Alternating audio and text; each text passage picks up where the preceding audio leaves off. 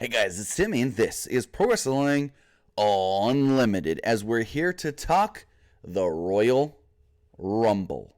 The Royal Rumble came to us tonight from Phoenix, Arizona, Chase Field. This was a pretty good show, in my opinion. I really enjoyed most of the show. But before we get into that, I do want to say Nick is not, for anybody asks in the chat, Nick is not joining me today. He had some family stuff come up literally last minute. I'm taking it solo. Nick may be able to call in. Not going to guarantee that. But let's see who's joining us here in the chat. We've got Jeff Guevara, Luca Troller, Woken King Slender, The Boss 25, Gail Elizalad, Ariane Banks, Reese Ray, Henry McKenna, El Skeleto, Gabriel Perez, Legendary Howard. What is going on, everybody? Glad that you can join me here for this post Royal Rumble show. Show went, let's see, the main show started it went 5 hours basically. I mean, if you want to get technical, 4 hours and 58 minutes, 57 minutes, but other than that, show was really good. Like I said, it was long, but I mean, the men's rumble was really good. The women's rumble, I mean, started off kind of meh, but got good towards the end. The WWE Championship match, we'll talk about what happened with that match. It was a good match, but the crowd, I don't know what happened to that crowd. They were up for everything and then down for that. I don't know if it was that it had to follow the women's rumble, but we'll get into it.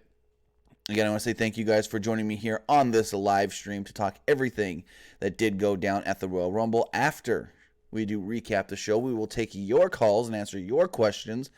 So keep that in mind. The number is on the screen, 559-475-8473. I'll let you know when we're going to take the calls. So the Royal Rumble kicked off with a very weird match. It was the Raw Tag Team Champions, Bobby Roode and Chad Gable, taking on Scott Dawson and Razor. Very weird match here. They stated that Drake Maverick actually set this match up thinking, it comes out with an injury, but how can I get us a future tag team title shot? His thought was, if I team my guy up with one of the Revival guys and say, hey, if we win, both teams get future shots, maybe that can work, but in the end, it didn't work. Not much to talk about here. Gable and Roode did win the match by pinning Scott Dawson. Again, not much to talk about there. At one point, Renee said, this is the Royal Rumble inside a baseball stadium. This is America! Like, really? What are you trying to say? Baseball's America's pastime, and so is the Royal Rumble? So going forward, we had Rusev defending the United States Championship against Shinsuke Nakamura. Christian Barron says, what injury does Icom have? I believe he underwent orthoscopic knee surgery. He'll be out for about 2 months, last I heard. Nolan Perfect says, no, Nick. Sorry, no, Nick. Nick actually had some family thing come up very last minute, like literally less than 5 minutes before the Royal Rumble went off the air. He had a family matter come up. So, going back to talking about the show, it was Rusev defending the WWE United States Championship against Shinsuke Nakamura. This was a okay 10-minute match on the pre-show. Nothing really exciting for this match. Nakamura at one point was trying to untie the top rope turnbuckle, and Lana was on the ring apron yelling at the referee, look, he's cheating, for some reason taking her heels off. We learned why she took her heels off, but she's yelling, he's cheating. He took the top turnbuckle off, and he went and got in Lana's face.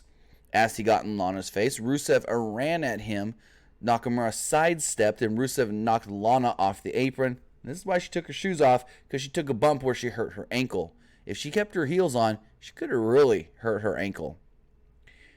So Rusev was all kinds of disheveled, concerned about his wife here, and he kind of like leaned down on his knee, like knelt down on his knees and was bent over the middle ropes, kind of like, Lana, get up, are you okay, are you okay? And as he's yelling for his wife, he was distracted. So Nakamura hit him from behind with a Kinshasa to the back of the head, pinned him, 1, 2, 3, Shinsuke Nakamura, new United States champion. Yeah, it was all right. So going forward, we learned that John Cena will not be in the Royal Rumble tonight. He is quote-unquote injured, filming a movie. And Braun Strowman will be taking his place. Shawn Michaels would then announce that next weekend, we will be getting the return, 20 years in the making, the return of Halftime Heat. Halftime Heat will feature a 6-man NXT Tag Team match. It will be the team of NXT Champion Tommaso Ciampa, NXT North American Champion Johnny Gargano, and Adam Cole, baby! Taking on the team of former NXT Champion Aleister Black, former NXT North American Champion Ricochet, and the Velveteen Dream. So that match is going to take place literally when the Super Bowl goes to halftime, right when they're getting ready to start their Maroon 5 concert. Head over to either the WWE Network, the WWE app, the WWE website, WWE's YouTube channel, WWE's Twitter, or WWE's Facebook, and they will be streaming this match. I've heard a couple different, I know you guys are probably going to ask, well, is it going to be live? Are they going to tape it? Where are they going to tape this, that? I've heard a couple different contradicting stories. I've heard a few people say that they're going to tape it Wednesday when they're in Full Sail for the TV tapings, but I've also seen a few say that, and this is what I would do it live from Full Sail, not from Full Sail, from the PC, the Performance Center, on Sunday. Sorry for the background noise, got a train going by right now. Noise on my end. So, final match we got on the pre-show was a Fatal 4-Way match with Buddy Murphy defending the WWE Cruiserweight Championship against Hideo Itami, Kira Tozawa, and Kalisto. I thought this was a good 12-ish minute match. Not much really to say about it other than there's a lot of high spots, a lot of big moves, and crowd was really into it for one. Like, they're never into the Cruiserweight match, but this one they really got into, maybe because it was so early on the show, maybe it was because it was still on the pre-show. But in the end, we did see old Buddy Murphy retain successfully his WWE Cruiserweight Championship. So that would end the pre-show, and the main card right away started with Asuka defending the Asuka defending the SmackDown Live Women's Championship against the one and only Becky Lynch.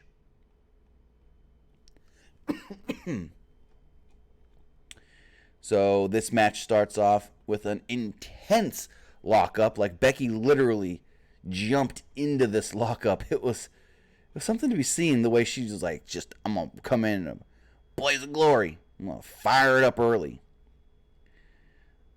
With that, Lynch then began, the two were fighting for control, and then Lynch finally got in the disarmor, but ate some strikes for her troubles. Becky fired right back through, flooring Asuka as the action then transitioned to the outside. A hip attack put Asuka on top, but Lynch then cut her off, kicking the champion off the apron and to the floor below. The two then brawled, followed up with Becky eventually suplexing Asuka into the barricade. With control, Lynch continued to pummel Asuka in the center of the ring, but before long, even began focusing on her arm. You know, you gotta weaken that arm for the disarm her. Asuka would soon fight back. She'd get free and land a kick of her own before catching the Asuka lock within the ropes, though. Lynch then returned the favor, applying the disarm her between the ropes. From there, a wild strike exchange commenced with Asuka coming out on top before hitting a German suplex as well. However, Lynch avoided Asuka's missile dropkick and fired back, slamming Asuka to the mat for 2. Asuka then caught an armbar of her own through a quick transition into an Asuka lock, forcing Lynch to quickly scurry to the ropes. Referee broke it up. Now, fighting on the apron, Asuka took both women out, hitting a violent suplex of sorts to the floor.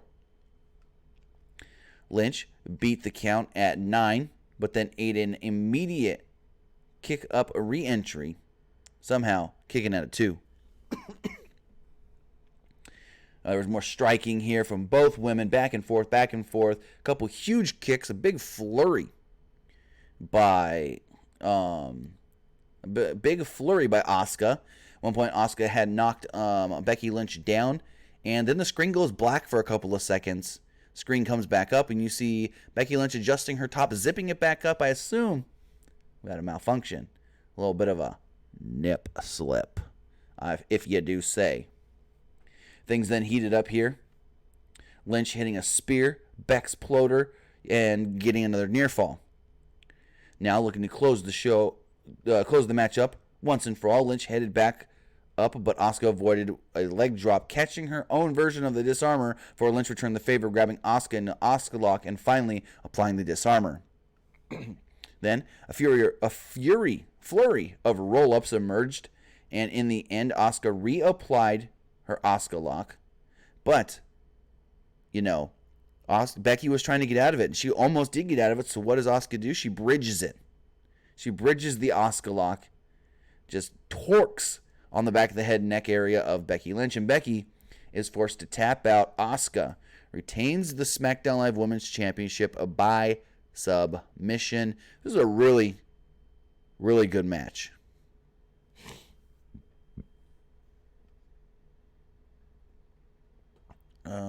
Joey Schwid says that was cringe, dude. I don't know what you're talking about, but okay.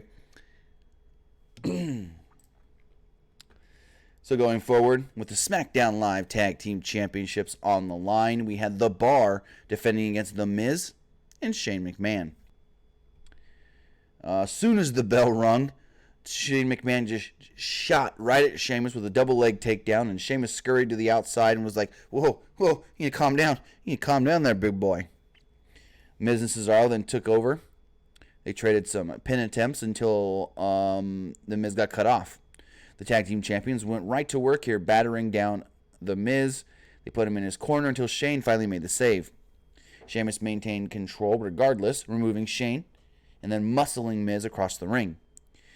The announce table was now in the Bar's plan, but Shane again broke things up. Cesaro was setting up the table like he was going to put either the Miz or Shane, most likely the Miz, through it, but, it didn't really happen. Miz held him in position, but Sheamus soon pulled him away, changing Shane's plans of a coast-to-coast. Miz was now isolated in the ring. At this point, the Bar slowed things down, grabbing a hold and forcing Miz to fight to his feet. Even still, the champion's dominance continued, using some tandem offense here. A lot of this match, from the announcer's point of view, was, how is this going to work? Shane and The Miz, they've only teamed once together. The Bar, they're former tag team champions. They're 4-time tag team champions. Are they really going to be able to get beat because they know how to work as a team better than Shane and Miz? Corey Graves said that way too many times. It was just obvious what the finish was going to be. So, going forward here in this match, not too much more happened here. Miz saved McMahon at one point, pushing Cesaro into a bro kick and hitting a skull-crushing finale on Sheamus. Shane then seized the opportunity by hitting a huge shooting star press on Cesaro and pinning him 1, 2, 3 new SmackDown Live Tag Team Champions. So, yep, Shane and Miz do come out victorious. New SmackDown Live Tag Team Champions. And my plan, if they do it, oh boy, this would be great. Go to WrestleMania. They're defending the titles against whoever. And finally, the Miz goes, I don't care about Shane anymore, and just attacks him. Miz's dad was at ringside as well because, Miz wants to make his father proud. His father at one point, I guess, said that he thought that Shane McMahon was a good son, that he would never disappoint his father. And so, after they won the match, they celebrated with the Miz's dad. We then go backstage, and Charlie Caruso was questioning Banks about her ability to keep her emotions in check. Sasha says, no. That's passion coming out of me. And tonight, I'm going to prove what that passion really is and what that passion really means by making Ronda Rousey tap out. Jose De Leon in the chat says, Shane's shooting star press was awesome. Hey, it wasn't the most graceful shooting star, but he got all of it. He landed perfect on Cesaro, so you got to give him props for that one. So we go right into the Raw Women's Championship match. Ronda Rousey defending against Sasha Banks. I felt like this was a good match, not a great match, and not as good as Asuka Becky. Banks immediately showed a counter for Rousey's Arsenal offense early. They exchanged holds with the champion, who taunted in response. Rousey was suddenly in control, hitting 2 of 3 amigos, trying to say, hey, you like to do this move, but I can do it better than you can. Kind of like those old Nike commercials. I can do anything better than you. So Ronda then fired back, briefly snatching an armbar as Sasha grabbed the bottom ropes. Rousey stayed on top nonetheless, unleashing strikes until Banks evaded a hit, and Rousey seemingly attempted to get caught. Banks was in control now regardless, grounding Ronda with a hold in the center of the ring and then using some strikes of her own to stay on top.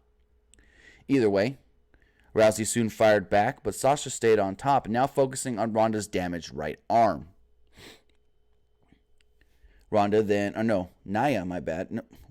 Sasha. Sasha tried to apply an armbar, wrenching Rousey's arm, and then transitioned it into a bank statement. Rousey escaped, though, hitting what they're now calling... Now, correct me here in the chat. Correct me in the chat. Have they always called Ronda's spinning, I guess, Samoan drop the Piper's Pit? Because Michael Cole said it like 3 times. I've never heard them call it the Piper's Pit. Ever. I don't know. Have you?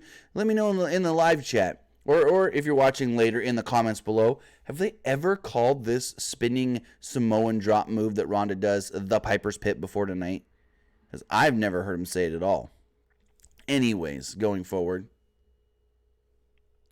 She hit the Piper's Pit, Ronda that is, and used the ropes to apply a chokehold. Banks then cut Ronda off with off the top rope, hitting a suplex before immediately refocusing on the arm. Rousey powered through, firing up and making a judo throw comeback until Sasha slung her to the floor. Another dive then followed, but this time Rousey did catch her, applying the armbar to Banks on the outside. Banks would tap out, and then Ronda quickly goes, wait, I can't tap her out here. I mean, I can, but I shouldn't because it really doesn't count.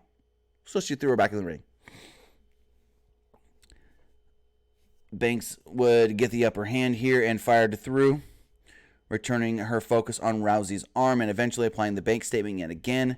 This included the illegal use of part of her own attire to pull at the head of Ronda Rousey. She would take part of her arm sleeve deal and put it in the mouth and pull back on Ronda's head. The referee did not like this. Counted the 1, 2, 3, 4. She would let go. Did it again. 1, 2, 3, 4. Let go. I think she did it 3 times in total. This then led to a transition where Sasha tried to get her in an armbar. Ronda then slammed free. She rolled through, hit another Piper's Pit, and just pinned her 1, 2, 3. So I don't know why they didn't do Ronda winning by submission.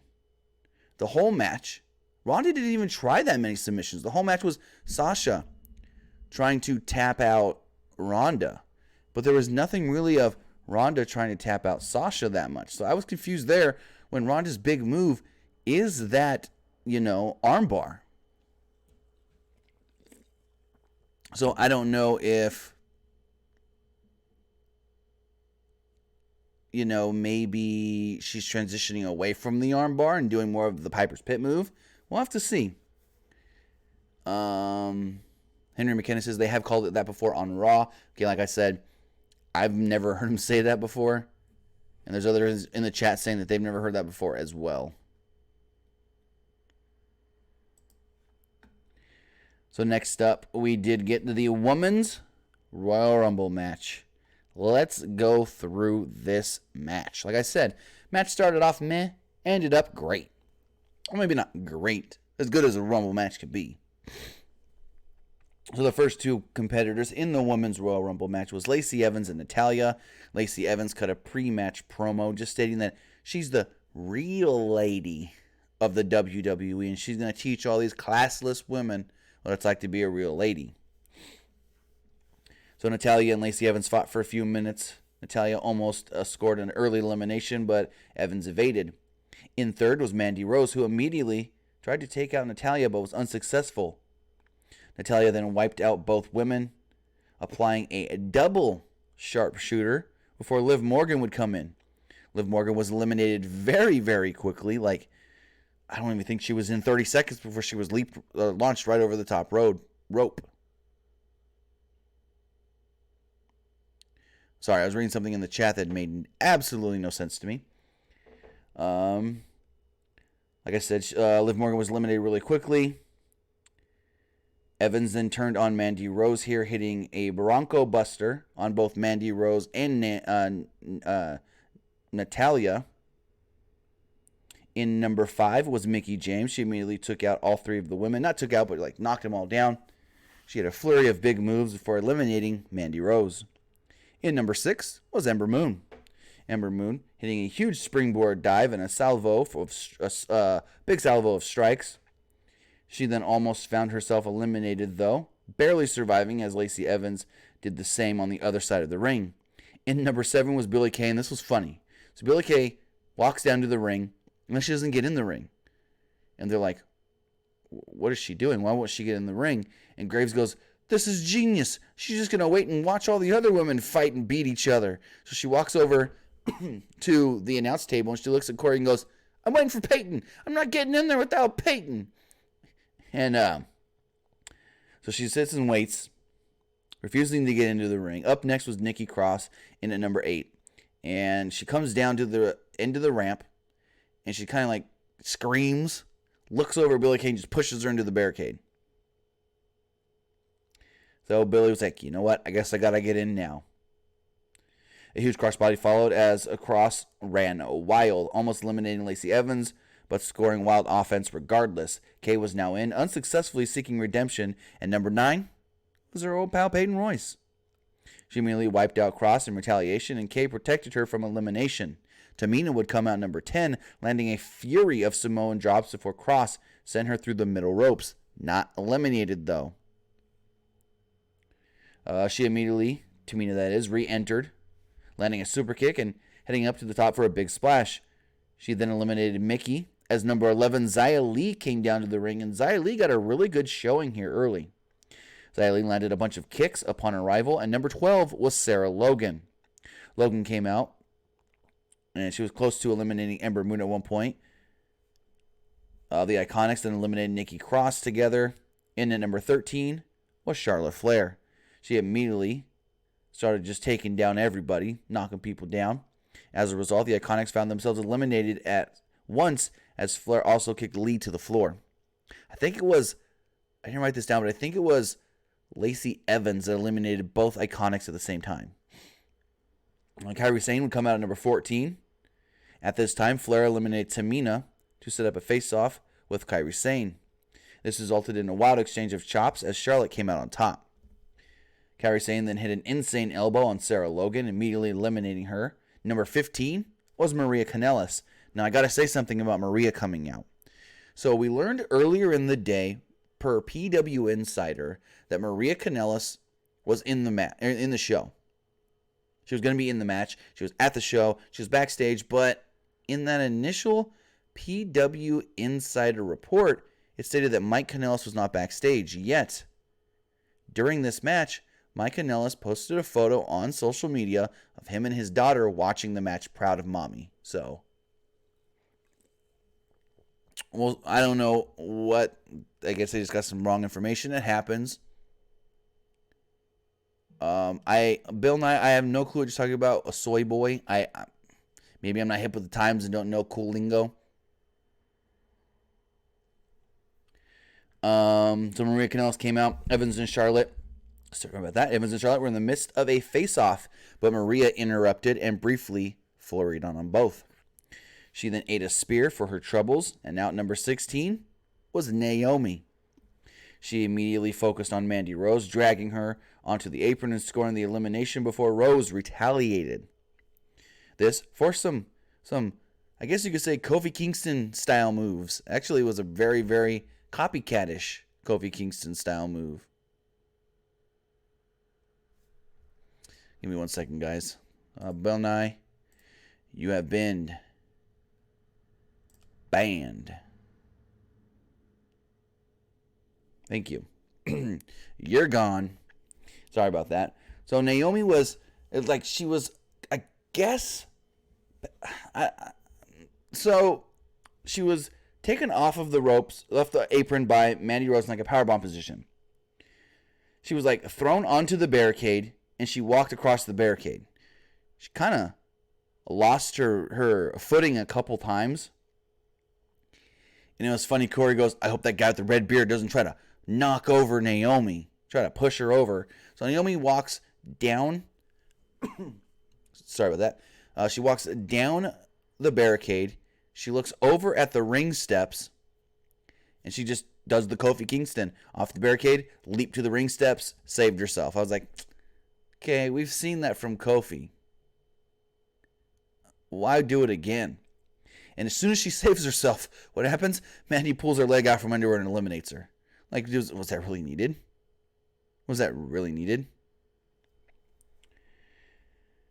So the two then fought for a little bit at ringside before Flair eliminated Evans. And then at number 17, surprised everybody, Candice LeRae.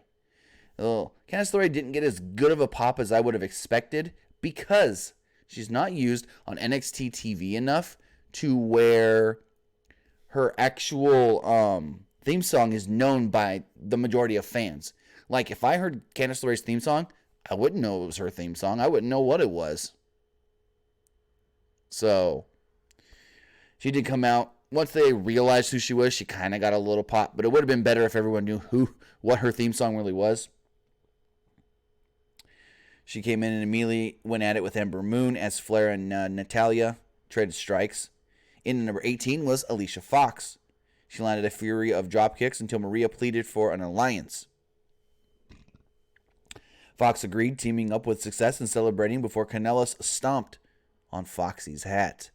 You do not stomp on a captain's captain hat. That will make a Fox go nuts.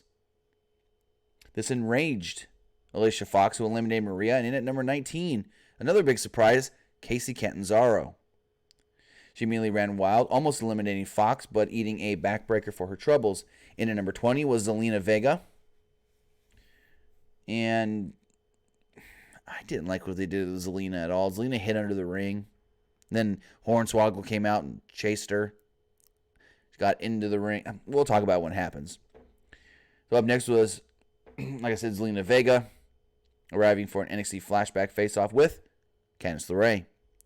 Up next, entering at number 21, was Ruby Riott. She did come out with both other Riott Squad members. They immediately focused on Flair, whipping her out onto the floor, but she didn't go over the top rope, so she was not eliminated.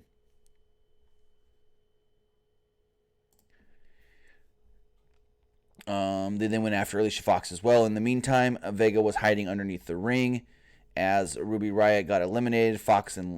Ruby Riott eliminated Fox and LeRae.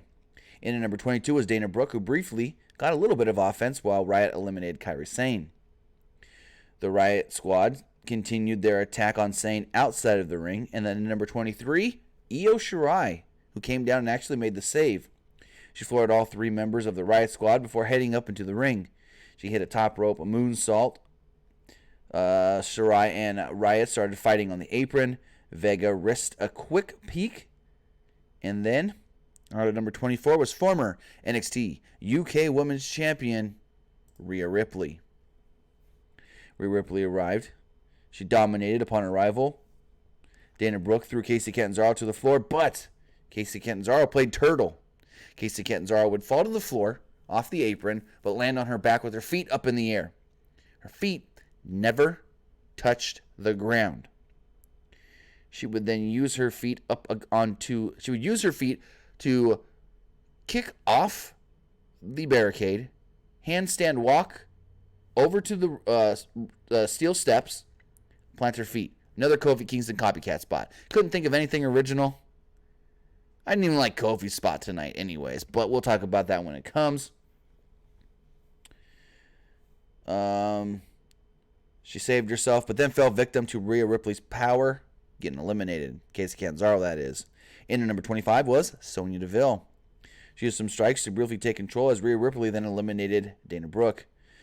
Vega took a peek out, and then all of a sudden peeking out with her was Hornswoggle. Chased Vega around, forcing her back into the ring. Ripley eliminated her immediately. Hornswoggle then chased her up the ramp, and at number 26, Alexa Bliss. She immediately came down and started fighting with Ember Moon, a little bit with Charlotte Flair. She then eliminated Sonya Deville. In at number 27 was Bayley to a very, very good pop. She ran wild, eliminating Riot and Ripley as well. Number 28 was Lana, but remember earlier in the night when Lana was bumped off of the apron and twisted her ankle? Well, she came out here injured with a hurt ankle. She could never get halfway down the ramp before medical staff and officials had to check on her. In at number 29 was Nia Jax. Nia Jax would come down, look at Lana, and attack her for no reason. So Nia would then come down and remove Kairi Sane from the match, wiping out everybody else. Carmella would come down in the final number 30 spot. She came down and fought a little bit with Nia Jax. She then teamed up with Bayley for a minute. Then Becky Lynch would walk out. Becky Lynch would walk down to where Lana was, kind of look at her, and start yelling at Fit Finlay, being like, she can't go. Give me your spot. She can't go. Give me her spot right now, Finn. Or Fit, please, please, please. And I didn't know Fit Finlay had this kind of power, but he goes, go for it. You got it. So Becky comes down and enters in the Women's Royal Rumble match. She immediately attacked Nia Jax, unleashing a flurry of strikes before Flair inadvertently knocked her down. Bliss and Moon then went back and forth for a little while, with Alexa eventually removing Ember from the match. Carmella then flurried on Bliss, and Bayley helped out too. They eliminated Alexa as only 5 women remained. Charlotte was now in control, powering Carmella to the apron and soon eliminating her. Bayley almost immediately removed Flair in response to that, but the Queen stayed in. She stayed alive, and Jax then got back in the ring after being knocked out earlier. This then resulted in Bayley getting eliminated from the match. Now only 3 women remained. It was Nia, Charlotte, and Becky. Nia crushed both women into the corner, but Flair fired back up, unnecessarily trying to throw Jax over the top rope, and with Becky's help, eventually doing so. Then, it came down to 2. It was Becky, and it was Charlotte. Jax, though, interfered and attacked Lynch, and injured her, I guess you could say, quote-unquote, injured her leg. Like, she got hurt, but I don't know if you'd call it an injury. But a one-legged Becky was not a downed Becky, was not a defeated Becky. Becky would get back into the ring hobbling, wanting to take on Charlotte. Charlotte got her "I'm mad and I'm going to fire up" look on her face, scrunching her eyes in her nose. This would eventually lead to Becky throwing Flair to the apron, but Charlotte regained control regardless. However, Lynch evaded Flair's big boot and then knocked her off the apron, scoring a big victory. Becky Lynch wins the Women's Royal Rumble. So, we'll see where that goes. I mean, we know where that's going to go. It's going to go to Becky probably showing up tomorrow on Raw to challenge Ronda Rousey. So the crowd was all for the end of that match. Probably the last 10 minutes of that match, the crowd was really for it, especially once Becky came out. Maybe the last 5 minutes of the match. And then this next match, unfortunately, WWE Championship on the line. Daniel Bryan defending against AJ Styles. And the crowd was never into this match one bit. Like, I didn't hear the crowd really ever get into this match. So, the one unsurprised, where was I? This match started off with Styles unleashing a bunch of right-hand shots. Bryan got a break, though, and then went to work. He grappled with AJ on the mat until Styles took control, flurrying and sent Bryan to the floor. Now, before I get going into this match, I think I may know why the crowd didn't fully get into this match. One, they were still on a kind of like they were coming down off of their high of Becky winning the Rumble. But 2, they probably expected more from AJ and Bryan. There was a lot of just fighting, not the big, oh, AJ and Bryan, they're going to do some cool big moves. So I think that is one thing that maybe the crowd really wanted to see, and it didn't happen. Going forward, an exchange of strikes between both men came. They were going back and forth on the outside, and AJ got a little bit of the control. Bryan finally soon took over, violently dropping AJ onto the ring post and going to work on Styles' shoulder. Bryan was now totally in control, dominating the challenger, continuing to work him over until AJ reset the action with his trademark dropkick. He flurried from here, scoring some signature moves, but failing to get the 3 count. An exchange of pin attempts came next, but AJ stayed on top, hitting a dragon screw and focusing in on Bryan's leg. The champ soon regained control and momentum, scoring a massive dragon suplex for a 2. Ugh, this one looked bad, AJ landed right on the back of his head here. The action then heated up as Styles caught Bryan in what looked like it could have been a Styles clash off the middle rope, but Bryan dumped AJ to the outside.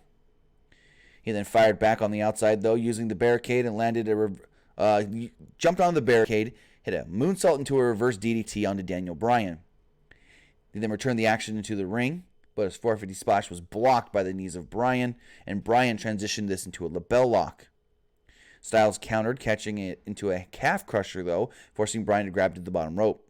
The referee broke up the hold. He would then fire back, unleashing his trademark kicks and targeting Styles' shoulder. Frustrated, you can really tell, frustrated Bryan then unleashed a vicious onslaught of kicks before heading up to the top.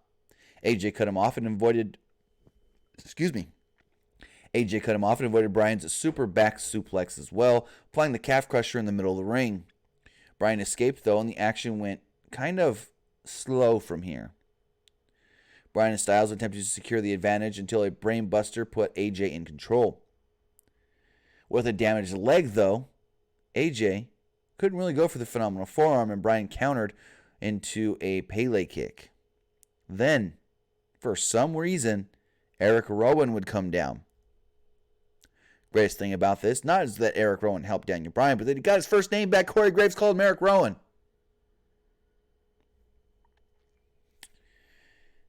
So, as we see Rowan just standing at ringside, Styles continued to damage Bryan's leg, but the referee was inadvertently knocked out.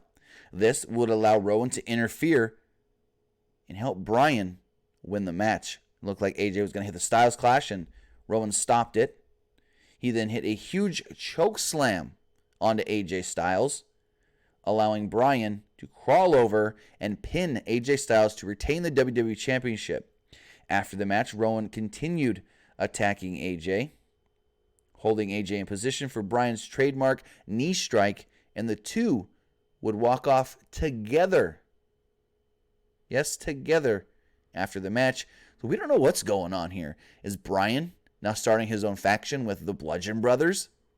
Is Bryan re-entering the Wyatt family? I don't know. I was very, very, very, very shocked to see this happen. I did not expect Eric Rowan to come out at all. For anybody asking where's Luke Harper, he's not clear yet. So what happened was Eric Rowan, right after SummerSlam, or right at SummerSlam, injured his bicep. Ended up having to have surgery. And so while Eric Rowan had the surgery and was on the shelf, Luke Harper goes, well, if they're not going to use me, maybe I can get an old injury fixed, my wrist. He did end up having wrist surgery. He was working out at the Performance Center this week, but as of Tuesday, last I heard, he had not yet been cleared. He could be cleared at any time. So we'll see what happens. Are the Bludgeon Brothers now with Daniel Bryan? Is Daniel Bryan going to bring back Bray Wyatt and restart the Wyatt family? Is this the Bryan family? Who knows? But nonetheless, to me, very interesting. Daniel Bryan's still the WWE champion. Next up, Finn Balor challenging Brock Lesnar for the WWE title. No, the Universal title. So soon as the bell rings, Balor just runs right at Brock, hits with a dropkick, unleashes a bunch of strikes in the corner. Bunch of flurries, right? A couple drop kicks, knocking Brock down. Almost knocked Brock out of the ring. He then went to jump at Brock, and Brock caught him with a huge belly-to-belly to take control. He then continued the assault, unleashing more suplexes on the outside, then focusing on the announce table. Finn halted those plans, though, sending Brock into the corner of the announce table, stunning him in the process. Lesnar quickly returned to a form, bullying Balor in the corner and using more suplexes. The damage was clearly done, though, and Balor briefly fired back before being floored in an instant. Lesnar continued on the attack, at this point struggling with his midsection, though, finding himself unable to complete a couple of suplexes. Balor would then counter an F5, scoring a near fall and unleashing kicks to Brock's stomach. Corey Graves kept bringing up, what's wrong with Brock? Is this his I always say this word wrong. Is this his diverticulitis coming back? I don't know why they would say that. Maybe Brock is. I'm not going to speculate anything. So Finn then knocked Brock out of the ring and hit a trio of dives, followed up with Balor getting them back into the ring, hitting a coup de grace, but only a 2. As Finn Balor was coming out of the pin, he kind of got out of the pin attempt slowly, allowing Brock to lock in the Kimura. The Kimura. And with Balor in the middle of the ring, he had to tap. That was it. He had to tap. Brock Lesnar retains the WWE Universal Championship, and then after the match, continued the assault. He had, I think, one German and a couple of F5s to Finn Balor before leaving the ring. So with that, still Universal Champion, Brock Lesnar. Then we go into the main event, the final match of the night, the Men's Royal Rumble.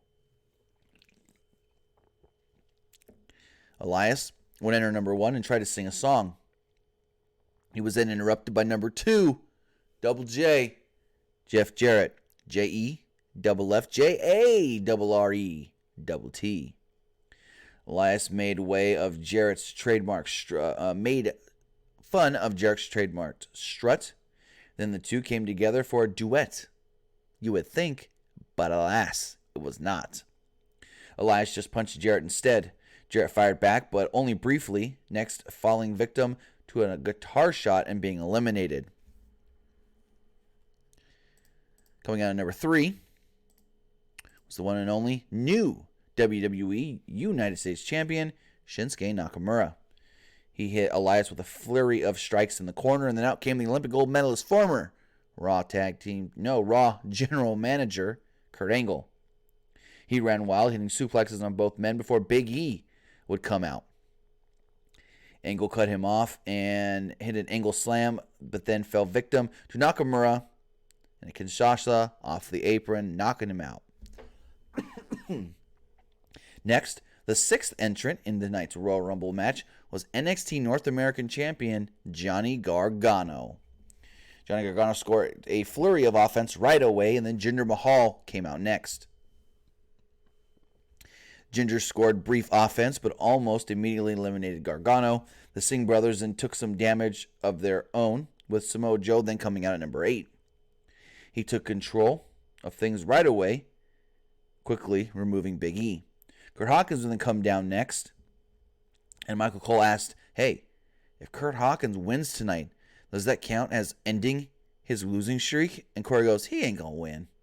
What makes you think that, Cole? Elias then made... No, skipping forward. I skipped forward here. Kurt Hawkins didn't want to get in the ring at first.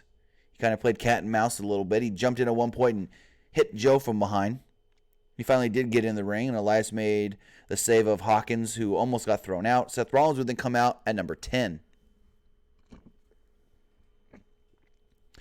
He got to work right away, eliminating Elias. Number 11 was Titus O'Neil, and this was dumb. So remember, Hawkins hasn't been eliminated yet. He slid back out of the ring and went under the ring. And I'm like, why are we doing this again? We already did the under the ring thing with Zelina Vega. So Titus runs down the ramp, and then as he gets over to, almost to the end of the ramp, he stops himself and goes, it ain't going to happen again, brother. And all of a sudden, Hawkins peeks out, and he says something. I can't remember exactly what. I couldn't really hear him. So Titus slides under the ring with him. I'm like, what is this crap? So they're under the ring chasing each other, I guess. And at number 12 was Kofi Kingston. Didn't really do anything here at first until Mustafa Ali came out next. Hit a flurry of offense, went straight after Joe, cut Nakamura off. Ali fired back, eliminating Shinsuke Nakamura and Gargano. Joe stopped him, in his tracks. Number 14 was Dean Ambrose. Seth and Dean met with a wild brawl in the middle of the ring. Ambrose removed Kofi Kingston, or we thought he removed Kofi Kingston. Kofi flew over the top rope, and as one foot hit the floor below, his other foot didn't hit the floor, it bounced off of his other foot. In a very not really creative spot here, like it's not much different than what we've seen in the past, Kofi put his feet up on the apron and kind of like rolled his body down the apron to the steps and got back right in the ring. Like, really? That was it? That was nothing of nothing.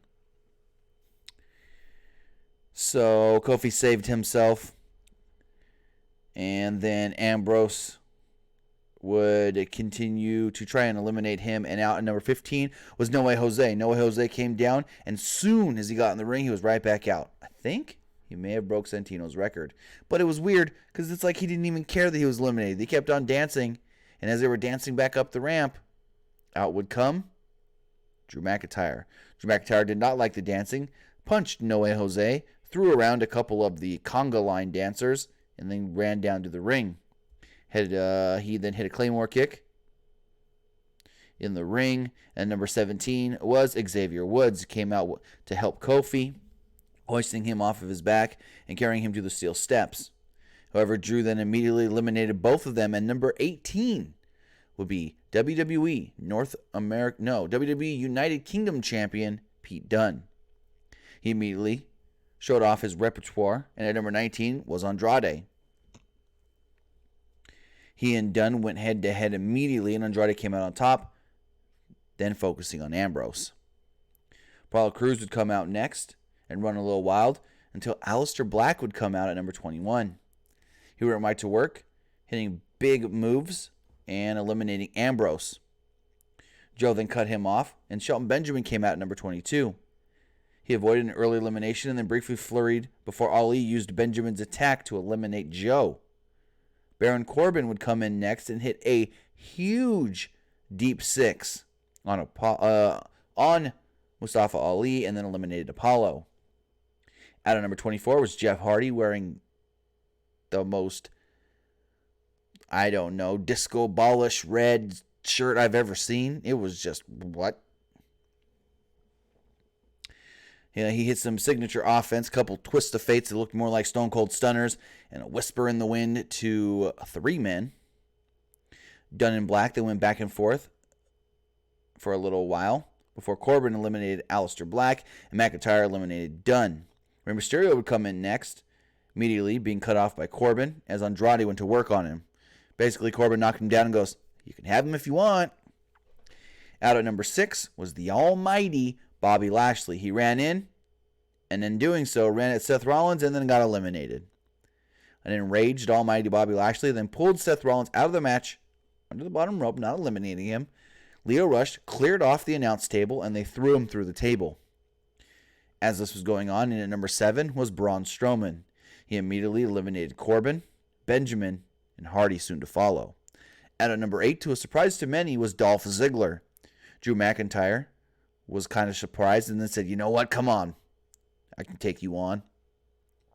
Superkick Drew right over the top of Braun, who was thrown over the top rope by McIntyre but saved himself on the apron. McIntyre took a superkick, kind of like was falling over the apron, but because Braun was kind of kneeled down there, he couldn't get a footing on Braun, and Braun, he fell over Braun, kind of, I guess you could say. Next out, number 29 was the Viper, Randy Orton, immediately going for an RKO, but eating Strowman's power slam instead. Tower of Doom spot followed before R-Truth would come out.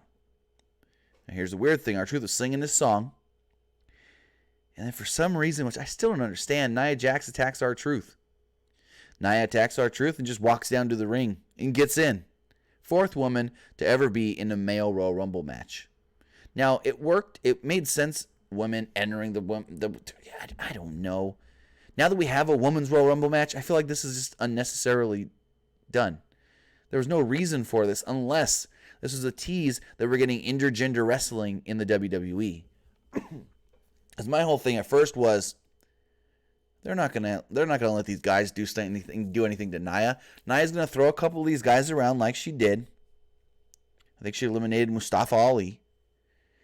And then they're just gonna somehow eliminate her without touching her. I thought maybe like she was gonna go to clothesline somebody and they pull the rope down and she falls over the top. But no, I digress. I was very wrong in my thinking. They let the men beat on Nia Jax basically.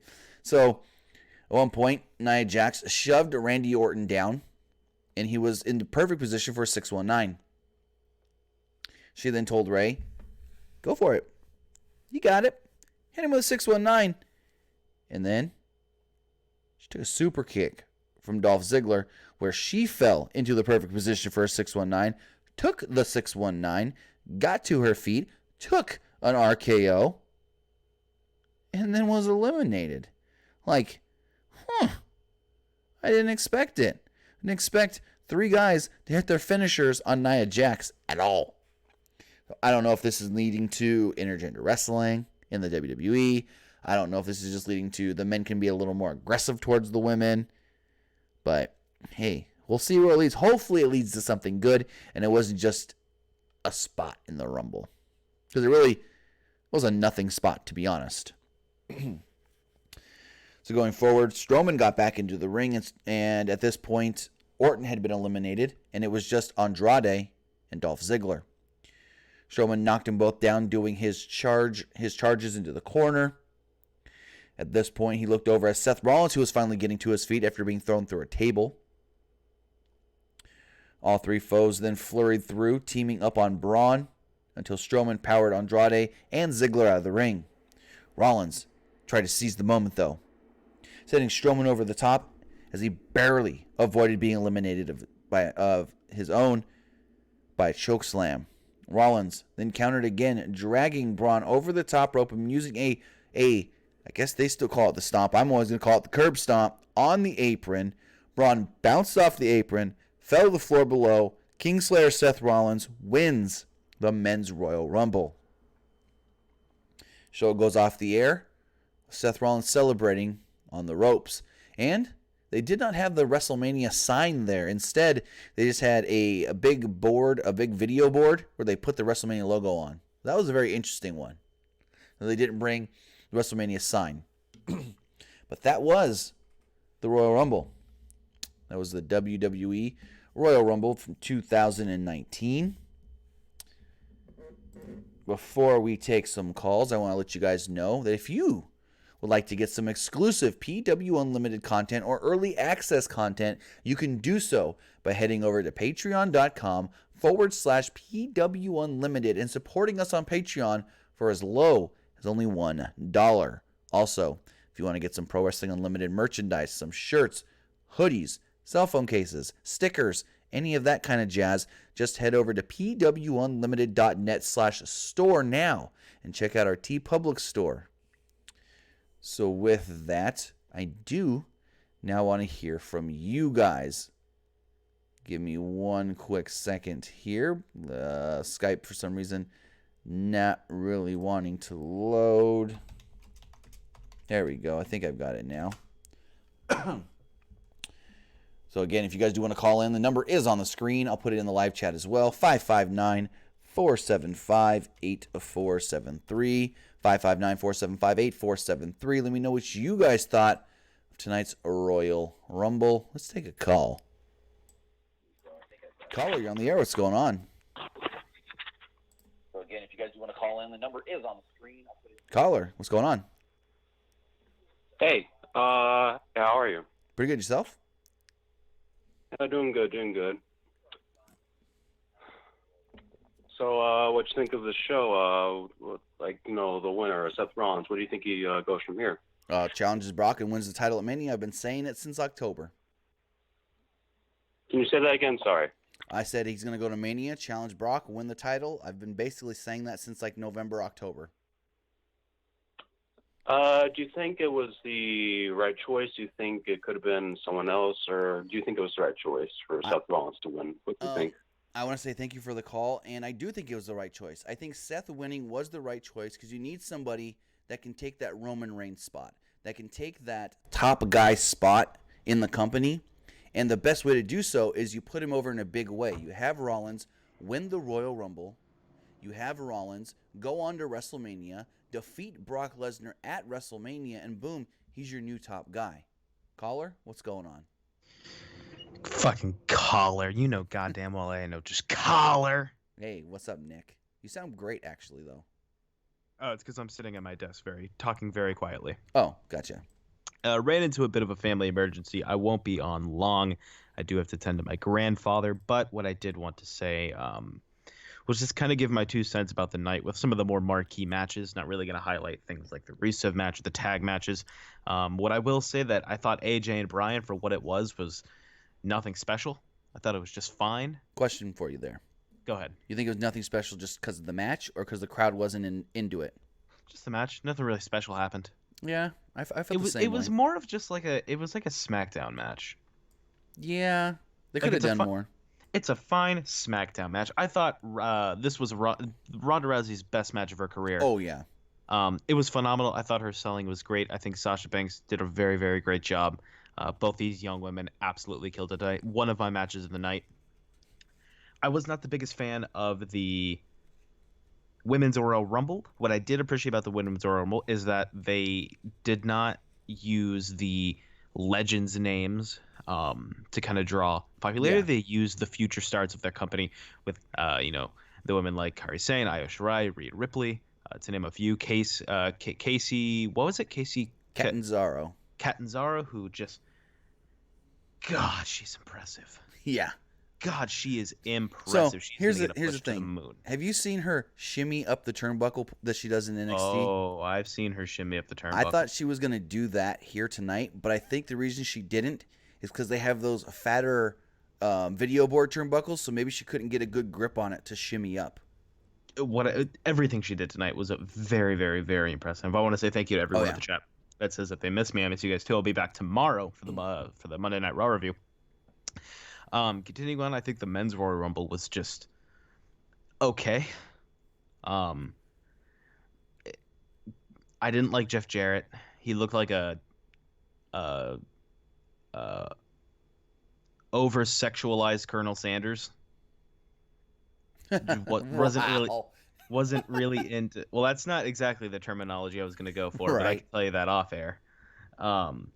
I did think Elias got just such a great reaction. One thing I love is how the crowd treats Elias. He's definitely the kind of guy that's so over, but also can get his heel heat very, very easily. And I think that's one of the things that makes him such a special talent. I absolutely loved the controversial the stuff that happened with Nia. Where do you think that could lead to? Intergender wrestling in WWE? I think we're looking way too into it. Maybe. I think it's just something that shock and awe value, something to talk about. They're going to talk about the Rumble. All these media outlets are going to talk about the Rumble now. Now, I don't know if you were listening to what I said about when Nia came out. I definitely wasn't. Okay, I said it really, now that we have a women's Rumble, that kind of wasn't needed at all, because it kind of just like, well, if she's going to enter the men's Rumble, why would she ever enter the women's Rumble again? Well, I feel like that's something that we could ask our source about, just why do you have any idea as to why the consideration was? Because thinking about it, like, even if there wasn't a women's Rumble, why Nia Jax in that scenario? Is it because the intention was to have a superstar like that, Well, when you think of all the women that have been in the men's Royal Rumble in the past, it's all the bigger, stronger women. Karma, Beth Phoenix, Chyna. Mm-hmm. So I guess you put the dominant one. I didn't like her eliminating Murphy though. Not Murphy. I'm sorry. Ali. I didn't like that. Yeah. I will say, give me Aleister Black and Joe. Give me Donna and Gargano. give me Andrade and Black, Andrade and Dunn. I kind of tweeted those Yeah. throughout the night because I was pretty active on Twitter throughout the entire show. Overall, I thought the show was all right. I thought the show was pretty good. Finn Balor versus Brock Lesnar. Kind of confused on it, if I'm being completely honest. I didn't really understand the point of going the tap out route. I did understand why you didn't go with the F5s because his stomach or his like midsection was supposed to be hurt, couldn't lift up Finn. But he hit him no problem after the match, though. But not only did he hit him no problem after the match, was the point of that to make Brock look human? Like, oh, he can't even lift up the 195-pound Finn Balor. What? Right, and here's my other question on that. You were like, I don't know why they went with the tap out victory for Brock. My question was, why didn't they go for the submission victory with Ronda when the whole match was Sasha trying to tap her out? Because Sasha's so strong that she didn't give up the opportunity to get into a submission move, so Ronda had to dig deep and not rely on her normal tactics to beat an actual superstar. I guess that would be my justification. Black versus Ambrose would be phenomenal as well. That I just saw someone here. Yeah. Mentioned in chat. I know you do have other callers on the line, and I don't have a lot of time because I do want to get back downstairs to help out with my family. But I did just want to pop into the show real quick. One last thought is I think Chase Stadium was a perfect fit for this show. I like the scene of them coming out of the dugout. Thought that was off. I really like the setup. I really like the setup for the show. It wasn't a normal setup. And I think that's something that a lot of people were asking for was different setups. And the thing, though, people were asking different setups, but then everybody was complaining, oh, this is so small. It's like they went the cheap route. No, it was something different that they wanted to do that they can't do anywhere else. You maybe Safeco Field. Maybe. No. I mean, like any other stadium they usually go to. Because, like, if my knowledge is correct, they haven't gone to another baseball stadium like this or baseball field, whatever you want to call it, since WrestleMania 19. You can't do this you can't do this like the Staples Center or MSG. Can't. You can't. God, I'm trying to think of anything else that I can really highlight real quick before I go on. Am I missing anything that was semi-big tonight that happened that I'm just like not thinking about in the moment? I don't think so. Shane hitting a shooting star press. Dear God. It looked clean. That's what I was gonna say. You got to give him props on it. He hit that almost 99% perfect, unlike we saw at Takeover with Cassius Ohno, where he barely landed that moonsault. Yeah, but God, that boot to the face. Oh man. God, bro. But dear God, I will let you get to the rest of the callers. I do appreciate everyone. Thank you to all our patrons over on patreon.com/PW Unlimited. Tim, do me a favor on the graphic that says that has a Facebook and the Twitter says for more news. Move over the logos because they're kind of hovering over the @ symbol. Gotcha. And with that, thank you guys so much. I love you guys to death. I'll see you tomorrow. Shit. All right. With that, let's take another call. Caller, you're on the air. What's going on? Hey, dude, what's up? How's it going? Anyways, I have one thing I have a few things saying. That's it. First off, what was up with Nia getting hit by dudes who's in the Rumble? I mean, I thought our WWE was about the whole no man on woman violence and the promise by Mattel. Hey, or something. Maybe they're changing their rules. And also I was listen. Yeah, I knew Nia was gonna be in there since big strong girls, strong women like Karma, Chyna, and Beth Phoenix in there. They're in the past or something. Right. Second of all, who do you think Seth and Becky are gonna choose for Mania? Ronda and Brock. Automatically. I expect, and here's a prediction. And well, here's a bet I made. My bet is this: if Becky shows up to Raw tomorrow, and I bet that the SmackDown fans are gonna be so ticked off. Oh. Not necessarily. You still got Charlotte who can challenge Asuka or whatever over there. So we'll see how that does go. But I want to say thank you for the call and have a great night. Yeah. All right, let's take another call here. Caller, you're on the air. What's going on? Hey, I know this is probably a random comment, but I first want to say, first of all, how are you doing today? Good. Yourself? Doing good. Okay. This is about a little thing that I saw in the Women's Royal Rumble. Okay. So during the whole time, I'm going to give a little backstory. I've been watching wrestling since 2003, 2004, and I've been watching it ever since. And this little segment in the Women's Royal Rumble really had to turn my head because we were thinking about Hall of Famers. And I was looking down the line. We know superstars like Stone Cold, Shawn Michaels, those guys are impactful inside the ring. Mm-hmm. But you also got Hall of Famers that are impactful outside the ring. Mean Gene, Bobby the Brain Heenan, all those guys. So with that being said, the way that they were impactful is because they were part of our childhoods coming up from like the 80s to 90s to like 2000s.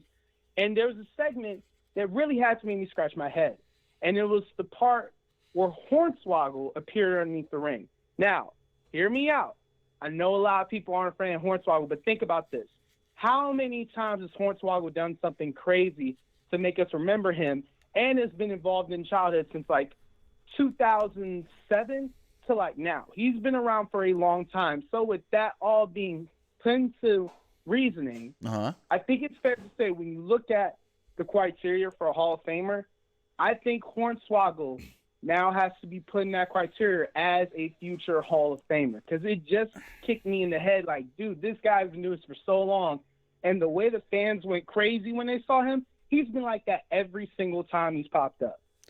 I mean, I get your argument, but I don't see him as somebody that they would put in the Hall of Fame. I totally get your argument, though, where every time he does appear, he gets a good reaction and stuff, and people remember him for all the wacky things he did do, but I think that may be pushing it a little bit. Well, you also got to think of like Jimmy Hart and all these guys. They've done some wacky stuff. I mean, no disrespect to Mean Gene, but most of his thing was that Hulk Hogan had put him as a catchphrase. And what other thing has Mean Gene done besides give out interviews? It ain't like he made lines for other superstars. No, at least with Hornswoggle, Mean Gene he helped lift Finley's career. You must not have seen Finley in WCW, but other than that, Mean Gene really helped the guys as far as more than just on screen. He helped guys learn how to do promos. He would be there in the 80s when they were doing 8 hours a day of filming local promos and stuff, and he was always the one there. Like, guys would come in and out all day, but he would be there all 8 hours filming. And it was more than just what he did on screen. It's a lot of what he was doing behind the scenes, too, that, you know, sometimes we didn't even know about. Well, I definitely didn't know about it because WWE, like, they really didn't talk about it. And, again, I was born in 98, so I'm very, very young in this, but I've been watching it for so long. But when it comes to, like, guys like Hornswoggle, the fact he was able to help Finley, like, okay, he was big in WCW. When he came to WWE, he had nothing. He had no gimmick and no character. That shillelagh and that little leprechaun were the things that made him. And ever since then, Finley is literally, like, they put him in the video game in SmackDown vs. Raw 2008 literally as a playable character just so you could just have fun with him. Like, you have to be some type of popular superstar to be put in the video game as a playable character and then on top of that as a manager and as a specialty to be used on somebody else. I mean, you're kind of stretching it there at the video game thing. You remember when they had Fred Durst in one of the games? Fred Durst from Limp Bizkit. Oh, he was in one of the old SmackDown games. So your argument there is a little bit pushing it, bud.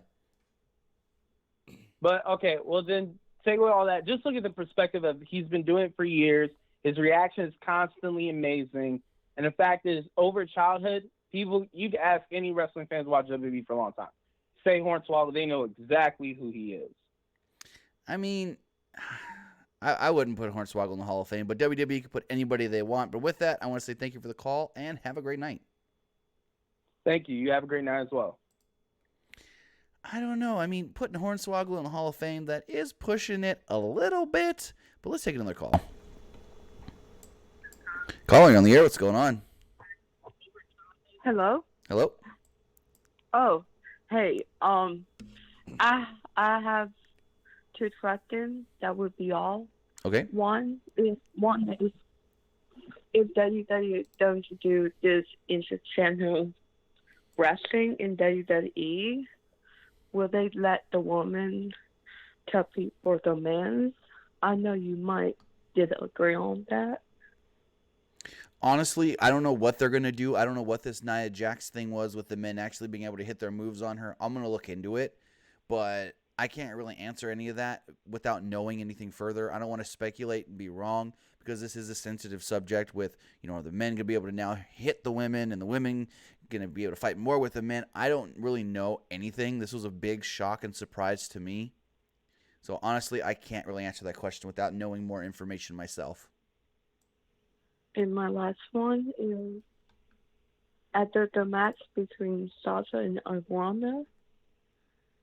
I know you might say something, but when Sasha pulled up the 4 fingers up, I gotta say she did the 4 horsewomen like signal.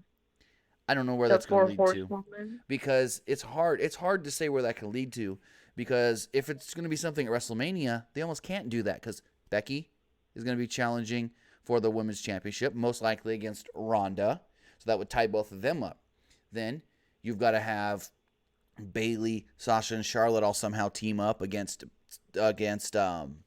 Shayna, Marina, and Jessamine. And right now, I don't see it coming together at all. Like, what if that UFC horsewoman, the WWE horsewoman, like between SummerSlam or Survivor Series? Could that happen? I mean, it could, but at the same time, we've been hearing things of Ronda wanting to take time off after WrestleMania. And if she wants to take time off after WrestleMania, then that's not in the timeline. Okay. Thank you. Have a good night. You too. Have a great night, and thanks for the call. Let's check out the chat here and see what the chat is talking about. Chat is saying... Let's go. Georgia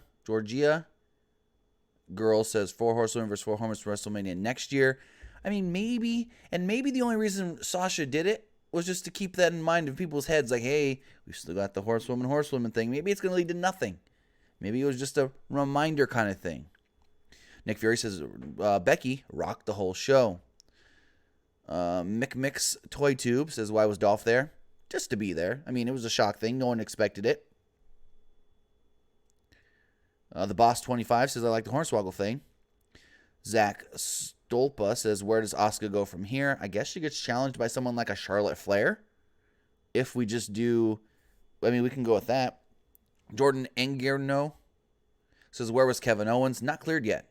They did run those vignettes a couple weeks back saying coming soon, but I've heard that he's not going to be cleared till February, and they may keep him off TV till after Mania. He may be the big surprise on Raw after WrestleMania. Marcus Ryan says, who do you think Bryan faces at Mania? Tough one.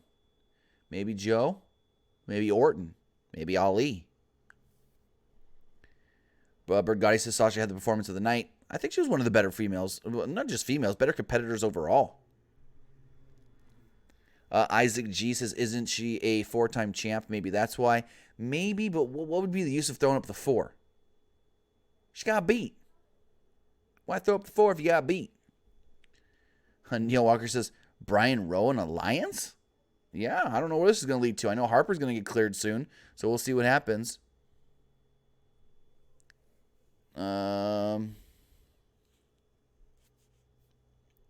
What is this right here? Let me read this really fast. It says, I saw the tweet on earlier.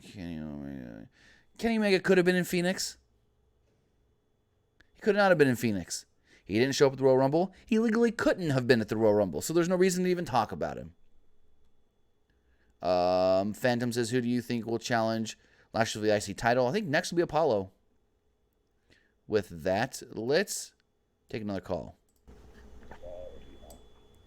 Caller, you're on the air. What's going on? Hi, Tim. How's it going? Can you hear me? Yeah. Hello? Can you hear me? Yes. Oh, I'm an Aleister Black fan. Okay. And I think what they should do is, do vignettes for him. Like, I know he debuted at the Royal Rumble, but what they should do is do, for SmackDown specifically, he should go to SmackDown and they should do vignettes like saying, this is directly sending the message to Daniel Bryan saying, you're going to be fading into oblivion and stuff like that. Not fade to black, because that would ruin his whole debut if they say you're going to fade to black. Now, here's my Why thing. won't they? I need to tell you something. Just because a bunch of these NXT superstars appeared in the Royal Rumble does not mean that was their call-up to the main roster. If you remember, last year, Adam Cole and Andrade were in the Men's Royal Rumble. They did not come to the main roster. Andrade did, but not till after WrestleMania. Adam Cole still has not. So just because we saw guys like Aleister Black, Pete Dunne, and others, Rhea Ripley, Casey Catanzaro, Io Shirai, just because we saw all of them in the Rumbles tonight does not mean that they're getting called up. It just means, hey, they wanted to use some NXT people as extras in the Royal Rumble match, maybe some as a surprise, maybe some as just a whatever, but that's all it was. I don't see really any of them that hasn't been teased in the 6 that are coming up already coming up anytime soon. And when you see Aleister Black, I'm not sure if this is a common question with him specifically. You see him more as a heel or a face? Because the same thing Babyface. A babyface, even though he doesn't seem like he knows how to, like, he's not really a big, like, talker. I Doesn't thought need to be. With a babyface, you have to know how to talk. No, not And necessarily. he doesn't talk. He's one of those kinds of guys that can easily get the crowd behind him. Just like with Mustafa Ali. Vince McMahon actually told Mustafa Ali that he's the type of guy that can get the crowd behind him and emotionally behind him in his matches with not even having to say much, just by what he does in the ring. And I see the same thing in Aleister Black. So he's like The Undertaker, because The Undertaker really didn't talk. He had a manager. Do you think a manager would benefit Aleister Black or not really? No, because he can talk. He doesn't need to be kept quiet. He's somebody that can talk for himself if need be. And he's an okay talker. We've seen in NXT that he's done some good promos. Did you ever see his stuff in the Indies? Was he a good talker? He's not like a John Cena level talker. No one's ever going to be that. I saw a little bit, but not enough to judge, be able to judge. And, but we don't. But at the same time, that was at least 2-3 years ago. He's grown since then, so we don't even need to judge on what he was on the Indies. We need to judge off of what he is now. And I have an NXT question as well. Okay. Do you think what's going to happen with that whole? Who's going to? Since Aleister Black's going to be called up, But we don't know that. Setting up, but then, no, after WrestleMania or something We like don't. that. He could be called up tomorrow. He could be called up after WrestleMania. It's all speculation right now. All we know for sure is those 6: Lars Sullivan, EC3, Lacey Evans, Heavy Machinery, and Nikki Cross are being called up now. Anything other than that is all speculation. What happened to Lars Sullivan? Why hasn't he Personal debuted? stuff. Oh, so it wasn't like anything he caused with that whole like tweet thing that he did? No. That was a website trying to start stuff that shouldn't have even been brought up. They were trying to just I don't know why they were kept harking on that. That has nothing to do with anything. WWE, from what I understand, didn't even pay any attention to that. And do you think Lars would benefit more? He doesn't seem like a good talker, to be honest. He's like a Brock Lesnar, to be honest. Do you think a person like Paul, he would benefit with a person like Paul Heyman, or a really good talker, bring back like a really good manager like Bobby Heenan or someone? Well, Bobby Heenan's passed away, but I want to say thank you for the call and have a great night. With that, I mean, Lars Sullivan is a very, very intelligent person. We've seen in NXT, he can have those intelligent promos. We've seen those deals in NXT where they do the whole, like, press conference media things outside of Full Sail, and he uses big words. He talks fine, but his character doesn't, not that he can't cut a promo, his character doesn't need to be cutting promos for himself. He needs a mouthpiece like a Paul Heyman, like a Precious Paul Ellering, like a, what can I say, Paul Bearer. He needs somebody that can cut it for him, because he just needs to be that big, strong, scary guy that just goes out there and beats people and has someone else do his talking. Well, let's take a couple more calls before we do wrap it up here. Caller, you're on the air. What's going on? Hey, this is Darius. How you guys doing tonight? Pretty good yourself? Pretty good, pretty good. It's really surreal, kind of like actually talking to y'all like online. I follow you guys pretty frequently. So I got Appreciate it. a few questions. Go for it. Yeah, I got a few questions. One is pretty simple. I think it's very economically feasible to answer the question. The other one might be a little bit stretching it, but the first question is with the split of the rosters right now. You got SmackDown going to Fox, which is a multi-billion-dollar deal. You got Raw staying on USA. I got a question about the championships. Mm-hmm. Is how come the WWE is constantly pushing the Universal as the main event? Like if someone wins the Royal Rumble and asks hey, I want to face the WWE champion, more than likely you're not main eventing that show. What do you think they're going to do with the titles once the shows actually are fully separated on different networks? Now, the thing here is the reason the Universal Championship is quote-unquote the main title is because it's the Raw Championship. They've always considered Raw the number one show. Whatever happens on Raw should be the main event, should be the big time, should be the A show. Now, moving over to SmackDown, that's actually now going to be, when it moves to Fox, the more important show because that is going to be able to be seen. Now, the ratings may still not be better than Raw, but the possibility of those ratings being bigger than Raw is there because more people can access Fox than they can with the USA Network. Yeah. So maybe putting more emphasis on the SmackDown titles, maybe putting more emphasis on them on the pay-per-views would be a good thing. But at the same time, we got to see who they move when they do the next Superstar Shakeup. Are they going to put some of the bigger stars like Seth Rollins or Ronda Rousey or Roman Reigns when he comes back onto SmackDown to help that show? Or are they still going to keep the bigger stars on Monday Night Raw? That's going to be the most telling thing there as far as how they're still, even though SmackDown may be more important because more people can see it, are they still going to consider Raw the A show because of the name recognition? And we'll really be able to tell that with who is going to be on SmackDown when they do move over to Fox in October. Right. First person I thought about was Rousey because I know they specifically named her. I know she's going on a hiatus, which is fully deserved. So I'm totally down with that. And I've been wanting SmackDown, specifically SmackDown, to be back on network television. Like I think about Thursday Night SmackDown when it was on, UPN back in the the 90s and late 2000s, and it was like that's what kept me in the line. Like I was like totally into SmackDown. Like I started watching SmackDown even before I started watching Raw. Actually, I was like I just started watching in the 2000s. Just kind of like watch a bunch of classic stuff here and there. But yeah, dope. Thank you for the answer, dude. Not a problem. Hopefully you got enough time for the next question. The other one is anytime I watch the Rumble, I notice specifically late in the Rumble, particularly around race. A lot of times African American wrestlers don't really make it to the Final Four, or they're eliminated in large quantities, like within the Rumble. Like tonight, they got Shelton Benjamin, Apollo Crews, mixed up like all African American people all look alike. But and it happens, but it's just I'm curious on what are other people's observations on race representation in WWE, particularly around high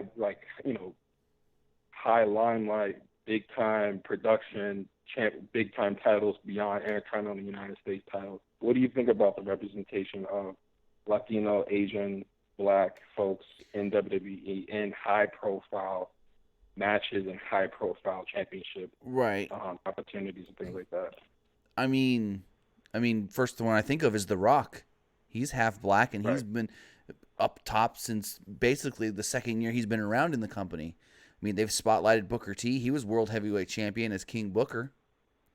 Latinos. At the same time, The Rock, though, I feel like they really push the Samoan side more than they push him being African American. I mean, when it's February, they'll push the blackness, but I think for the most part, he passes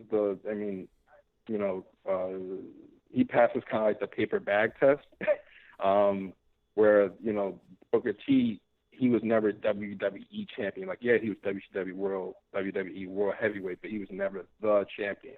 So I'm just curious, like, do you think like a Bobby Lashley or I think about Velveteen Dream, who really have a strong crossover appeal? Do you think that those guys will have a shot at being the champion without any, like being the undisputed champion without any type of, oh, you're just a champion instead of, can they be the champion? I mean, as far as Bobby Lashley goes, there's a chance. Velveteen Dream, not anytime soon, because you got to think the guy's only like 22 years old. He's still very, very young. So he's somebody that for sure they're not going to be pushing up like that anytime soon.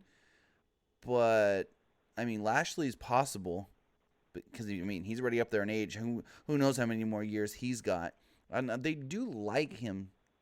So I can maybe see that as kind of like a shock factor kind of thing of, hey, this is a guy that we like. We don't think the fans are too behind him, but let's do this anyways kind of a thing so that people wouldn't expect it. Since it's not somebody that the fans would want to see anyways.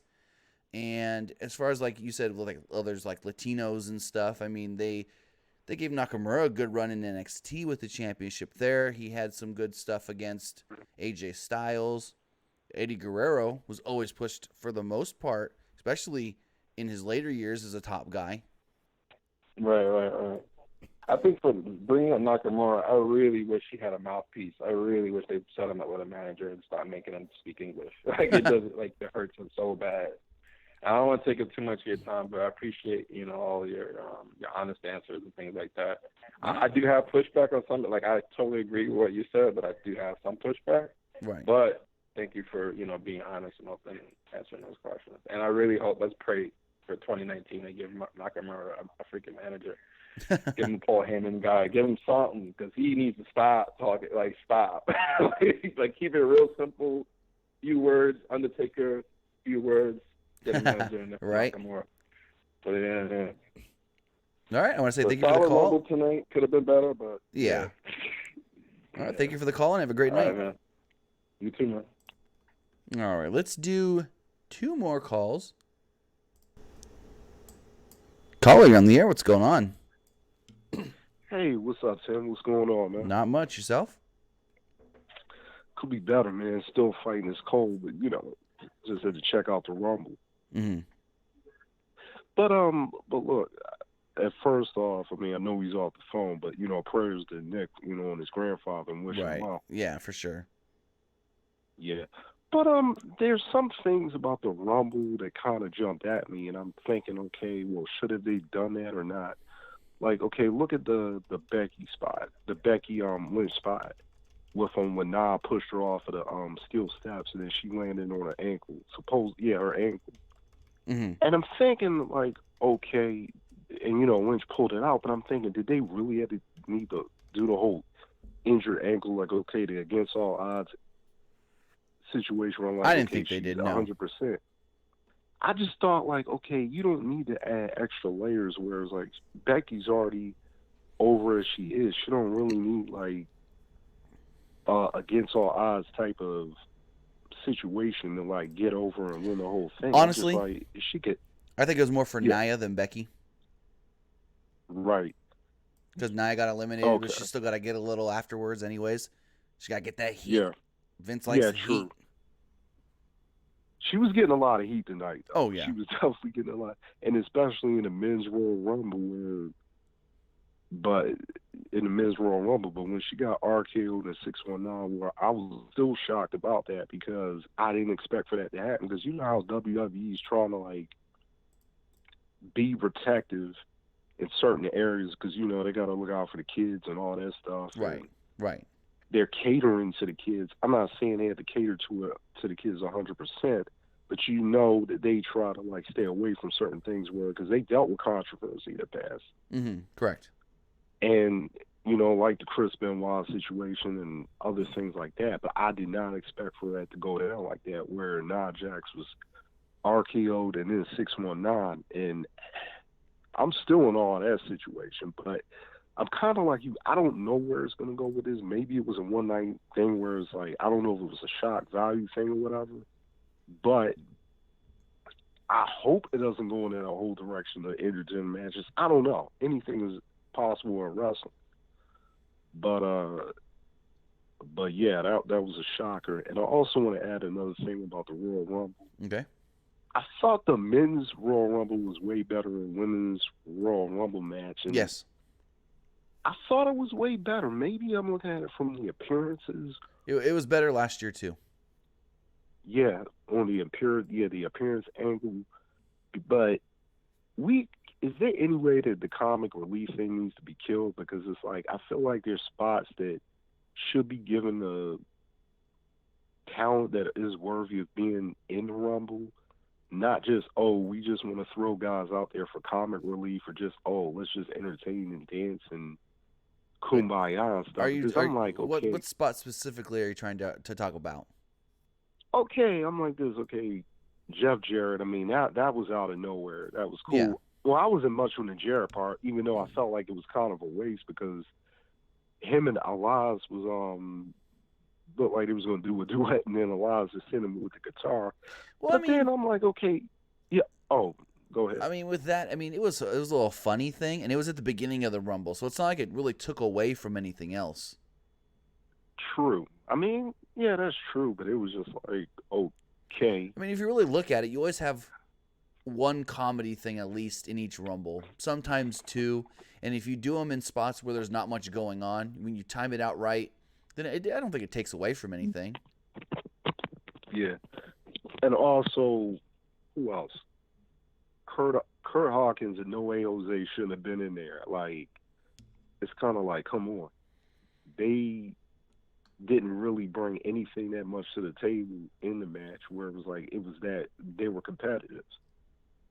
And Sure. then Titus O'Neil, Titus O'Neil, you know how it was like, I'm kind of at a pause, because it's like, okay, he's going to go in the ring. He prevented himself from not having another Greatest Royal Rumble rerun. Then he sees Kurt Hawkins under the ring, then he goes in there, and I'm like, what the hell is this? I mean, and it's just like, everyone knows that in a Royal Rumble match, there's 30 people, and 25 don't count for anything. Once you get down to the final 4 or 5, that's when really stuff's going to happen. And other than that, everybody else is just filler in a Royal Rumble match. So they can really do whatever they want. It doesn't upset me or anything, like I'm saying. But I want to say thank you for the call and have a great night. You too. Thanks, man. All right, let's take one final call before we do wrap everything up. We've got 2 calls here on the docket. Which one shall I take? Eeny, meeny, miny, you. Caller, you're on the air. What's going on? Hi. How's your day? Pretty good. Yourself? All right, yeah. I'm going pretty good. I just want to talk about specifically the Nia and, or not Nia, sorry, the Ronda and Sasha match. What did you think about that one? I thought it was a really good match. One of Sasha's better matches over the last year or so, and probably one of, if not Ronda's best match. Yeah, same. And also, I was kind of wanting to share like a theory that I had. Like when I was watching the match, I was thinking like, if Sasha were to win, then Bayley, I think, could have won the Rumble to basically go to WrestleMania and fight Sasha and kind of start a Sasha heel turn. I wanted to kind of get your thoughts on that. Do you think that we could see a Sasha Banks heel turn anytime in the near future? No. I mean, I don't want to speculate on stuff that we know is not going to happen. That's not what I'm all about. Like, we know there's no way that can happen. Sasha didn't win the title. Bayley didn't win the Rumble. So it's just like, thinking that way, it's like you're getting your hopes up after, like you said, you thought about that after you saw the match. Well, you're thinking of stuff, not to be rude here or anything, you're thinking of stuff that we know for sure is not going to happen. So I really don't want to speculate on things and then get people thinking that I'm reporting something on, maybe they're going to change the plans. No. But I mean, also, if they are ever going to do the 4 horsewomen versus 4 horsewomen, I think it works better with the UFC horsewomen as the heels. So don't turn Sasha anytime soon. All right. Well, thank you. Thank you for the call and have a great night.